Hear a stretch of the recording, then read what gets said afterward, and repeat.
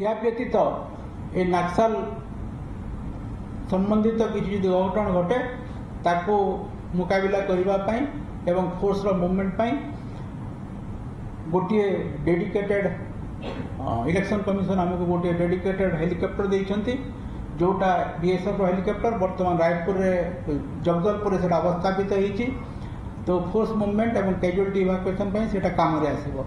या व्यतीत आमर मुख्य निर्वाचन अधिकारी गोटे एयर एम्बुलेंस पवन अंचल से मोबिलाइज करती कौन से प्रकार कैजुअलिटी पोल पार्टी हो कि पुलिस पर्सनल कैजुअलिटी इवाकुएशन हो जहाँकि जयपुर वर्तमान अवस्थापित अच्छे।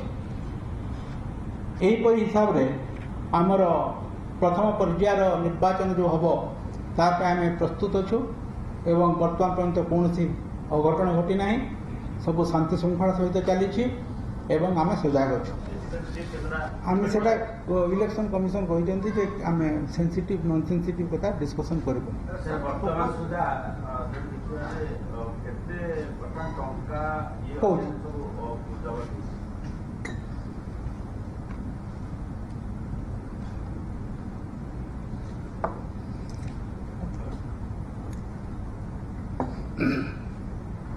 या व्यतीत आपण मानू ओडिशार राज्य रे आमर निर्वाचन प्रस्तुति उपर आलोचना करी। आपण मैंने जानी जे प्रत्येक निर्वाचन आगर प्रस्तुत करने को पड़े विशेषकर लोकों भीतर कॉन्फिडेंस बिल्डिंग मेजर एवं जेमिति प्रकार गंडगोल करुवा व्यक्ति को जबत करने आमर विभिन्न प्रकार प्रयास जारी रहे। यही हिसाब रे आमर जनवरी प्रथम सप्ताह यही एक्सरसाइज आरंभ होती एवं समस्त गोचरार्थ मु कहूँ जे आम राज्य में 37,898 पोलिंग स्टेशन अच्छी जहाँ कि 30,023 लोकेशन अवस्थापित एवं 11 जिला रे अल्पे बहुते नक्सल एफेक्टेड अच्छी। आमे ए निर्वाचन पूर्वर आमर जेते बॉर्डरिंग स्टेट अच्छी सब बॉर्डरिंग स्टेट सहित वेस्ट बेंगल झारखंड छत्तीसगढ़ एवं आंध्र प्रदेश सहित आम इंटरस्टेट बॉर्डर कोऑपरेशन मीटिंग करिछु डीजी स्तर रे हिची एवं एसपी को रेंज आईजी तांको स्तर रे भी हिची। एमिति आम एनश्योर करिछु जे एसएचओ जो माने थाना अधिकारी अच्छी थाना अधिकारी रु एसपीएन स्तर पर्यंत सब बेले तांके भितर कोऑर्डिनेशन रहिबो।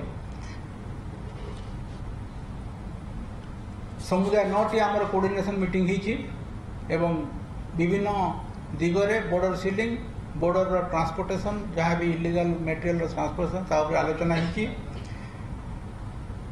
आमर ए जनवरी प्रथम सप्ताह वर्तमान पर्यंत 33,000 वारंट आमे एग्जीक्यूशन करिछु रिकॉल होइछि एवं डिस्पोज ऑफ होइछि। जे गंडगोल सृष्टि करुवा व्यक्ति को मुकाबिला करने पाई आमे प्रिवेंटिव प्रोसीडिंग जोटा प्रोफाइलेक्टिव मेजर्स कहती एगेंस्ट विरुद्ध रे सीआरपीसी धारा 107, 109, 110 यही हिसाब से आमर विभिन्न मकदमा रुजु करिछु। एही क्रम 39,000 ऊर्ध्व